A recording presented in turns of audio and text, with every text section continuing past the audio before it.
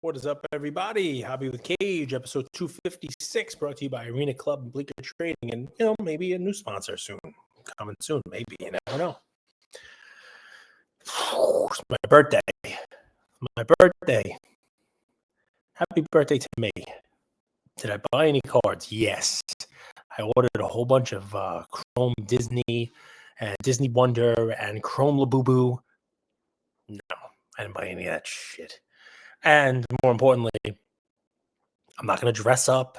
I'm not going to wear any kind of costumes and break Labubu. I can't wait. Wait until the Blez brothers are all dressed like Labubus, breaking Topps Chrome Labubu. It's going to break the internet. It's going to happen. Or Sports Boy Jesse from Sports Card Nonsense, when the Labubu Chrome comes in, they're going to find like an extra large Labubu outfit for him to dress up in. I mean, they got him dressed up like Elsa today. I saw, and he's got like a Winnie the Pooh outfit. I mean, he's going to be in Labubu. Listen, to each their own, and obviously there's money being made in this craziness. You got to love it, man. You got to love it. And it leads me to my thought. You buying? You selling? What about a little bit of both? What's funny to me is, I thought about this during my birthday. Like, buy myself something. All right, well, what? And it's a funny little thing. People talk about the markets being frothy and, you should sell. I got a funny little thing here. I like to buy. I like to sell. I like to sell cards when there is a top. There's two ways to look at this. My way is an interesting one. It's if I'm going to sell something, I want to find a card that I'm going to buy with the money that I'm getting from the one that I sold. It's not always that easy, though. You know what I mean? It's not always that easy. And I've had a hard time doing that because if your card has run, chances are the other cards have run. So it's not the easiest thing in the world to sell a card from your collection that's run to a price that you think you have to sell it at because it's appreciated so much more and so much more quickly than you really thought it was going to. But then at the same time, find something that still has legs to it. Find something that, hasn't run as crazy as the one that you're selling. And I have a quote I'm going to read to you. All right. A quote. Maybe I'll tell you who this quote is from. Maybe I won't, but it's from somebody who I respect in the hobby a lot. And it's kind of a timing thing when the market's running like this. And we've seen it before. And this is somebody who I watched, I don't want to say from the sidelines, but I watched them sell some cards that they probably loved, cards that, they thought might have been in their collection forever. Sell those cards and almost time peaks or tops.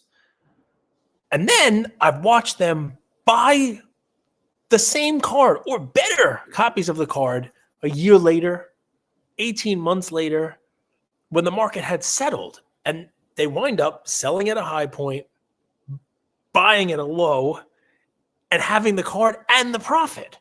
Now that's ideal. I asked this person, I said, I hold you out as kind of somebody who, is my example of sort of, time in the market and doing, a really good job of it, right? And what they said to me was this, and it really is just as simple as this, right? Sell replaceable cards when everything is hot and buy when it's dead. Think about that for a second. Obviously it's an oversimplification. But if you look, the market has peaks and valleys. The hobby doesn't always go straight up, just like the stock market doesn't always go straight up. There's always a bear market. Sometimes it follows 1 year of bull market, 2 years, 3 years, 4 years. There's always that bear. So when things get too crazy, you sell and either try to buy something that hasn't run or you stay on the sidelines and know that you'll be able to get that card back. It's the replaceable part that is the key. Because you shouldn't sell everything. I fell victim to this myself. And it's funny because one of the biggest sales I've ever had is also the biggest regret I have. Because I've seen the item sell a couple of times since for way more than what I sold it for. sell replaceable cards when everything is hot. And then you're able to buy them back when things cool off. That's kind of the words of wisdom for the day.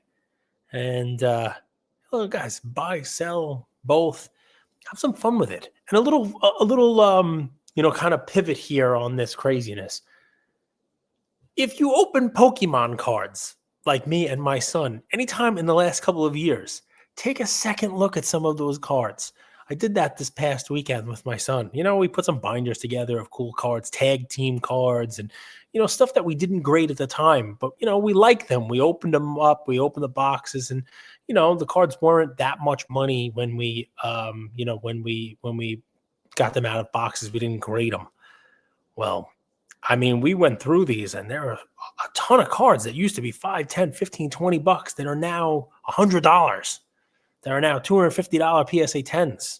And we got a stack of stuff that I'm probably going to send in for grading now because Pokemon has just run that much. So if you happen to be somebody who opens some Pokemon and, didn't think you had, struck gold when you initially opened those boxes and was smart enough to kind of, put them in a binder or throw them in some top loaders and just, set them to the side like we did, we got a stack like this of cards to grade now. It's pretty nuts to see what's happening in that Pokemon market. So, yeah.